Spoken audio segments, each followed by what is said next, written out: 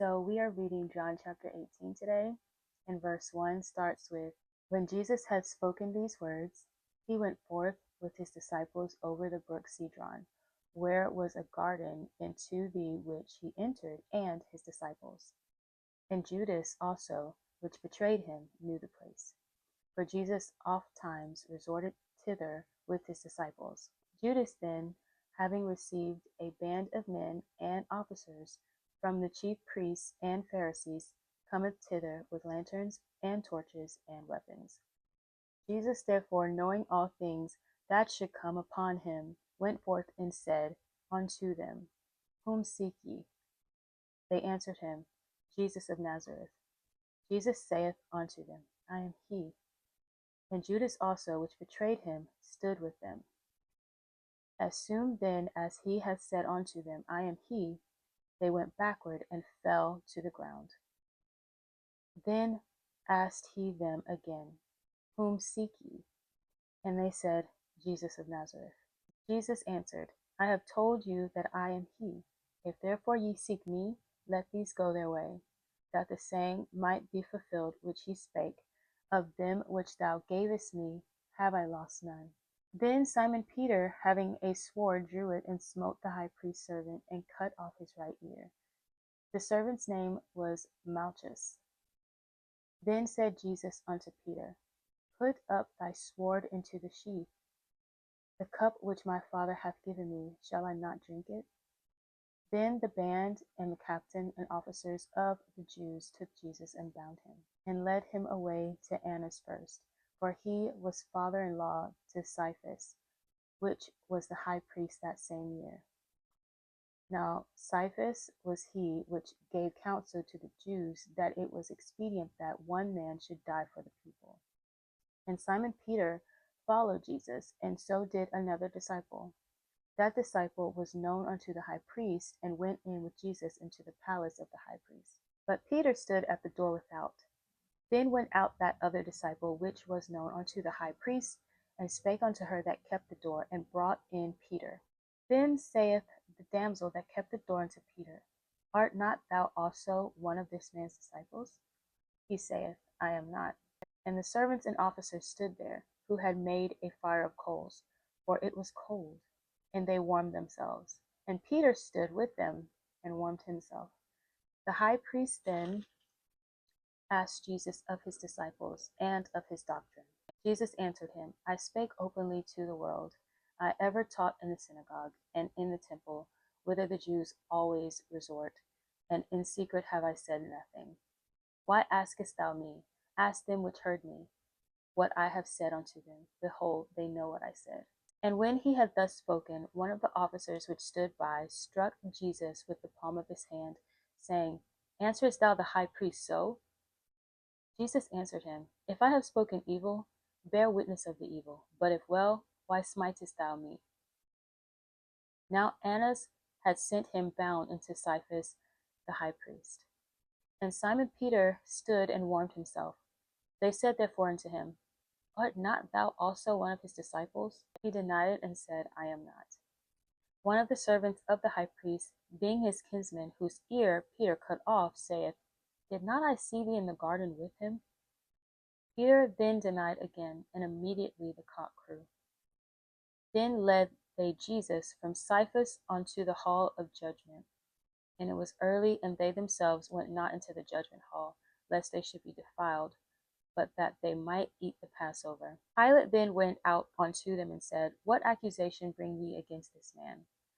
They answered and said unto him, If he were not a malefactor, we would not have delivered him up unto thee. Then said Pilate unto them, Take ye him, and judge him according to your law.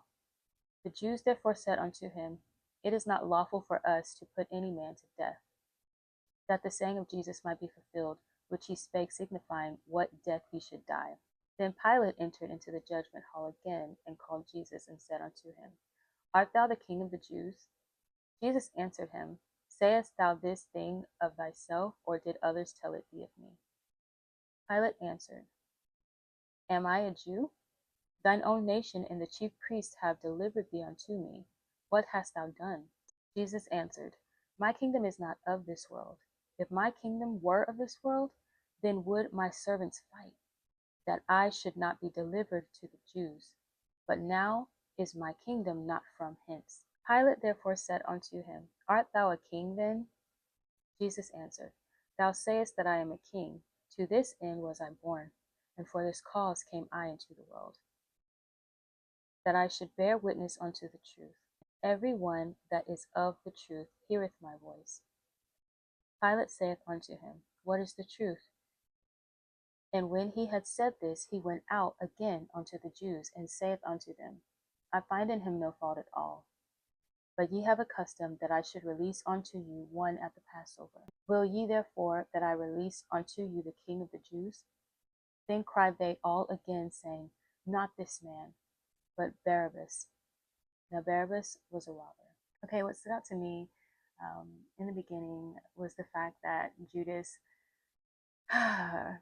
knew the place where Jesus, and the disciples would go. That Judas led them to that familiar place where Jesus, would spend time with the disciples. I'm sure teaching them and everything. And it just this time it just hit me different. Um,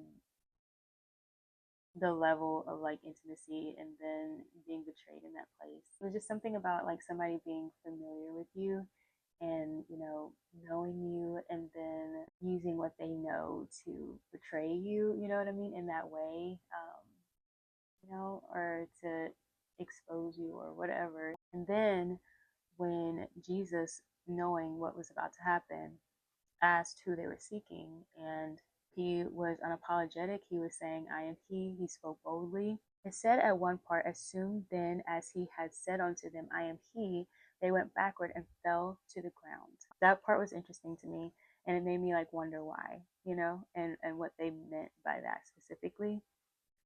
But then he asked again, Who do you seek? And they said, Jesus of Nazareth. And they said that both times. And then it says, Jesus answered, I have told you that I am he. If therefore ye seek me, let these go their way. And then it says, that the saying might be fulfilled which he spake, of them which thou gavest me, have I lost none. And that was, I believe it was in the previous chapter. Yep. In verse 12, when he was, praying to the Father. And then when Simon drew the sword and smote the high priest's servant and cut off his right ear,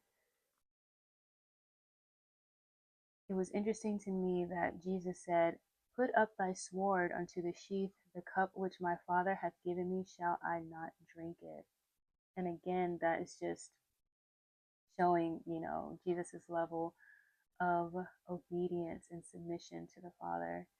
And to me, like, I just feel or sense a quiet confidence of boldness, that Jesus, even through this situation, that would be scary for many people. He is still, honest. He's still is speaking the truth, and there's a level of conviction that I'm sure the disciples, when they look back on it, that they remembered, um, all of this, and then the way Jesus responded to them as well. And then verse 19, it says, The high priest then asked Jesus of his disciples and of his doctrine. And I like how Jesus answered and said, I spake openly to the world.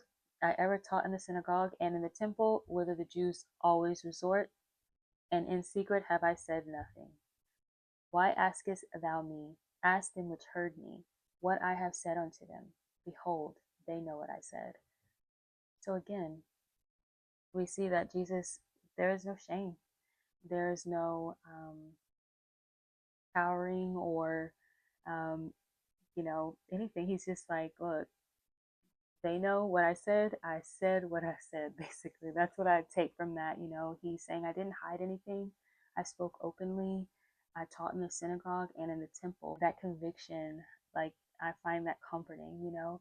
I'm thinking of in the Bible where wasn't it something about, you know, when Paul was bold and how um, in situations where there's persecution like that, that it motivated disciples and other people to stand for the truth in a bold way. In this, I see how, you know, that would motivate people. But it's interesting that, you know, even in that, let Peter here denied Jesus 3 times, 3 different times. And then 31 was interesting to me. It says, Then said Pilate unto them, Take ye him, and judge him according to your law. The Jews therefore said unto him, It is not lawful for us to put any man to death. 32, that the saying of Jesus might be fulfilled, which he spake, signifying what death he should die. I love whenever I'm seeing, like, you know, that there was, you know, prophecies fulfilled. In those moments, it like reaffirms your faith. And throughout all of this, you know, Jesus is, you know, establishing that he's only saying what the Father has said, um, and the authority that he's been given. And we're seeing too that prophecies have been fulfilled all throughout this. So I really like when I see that, and that stood out to me as well. Pilate asked Jesus, Art thou the king of the Jews?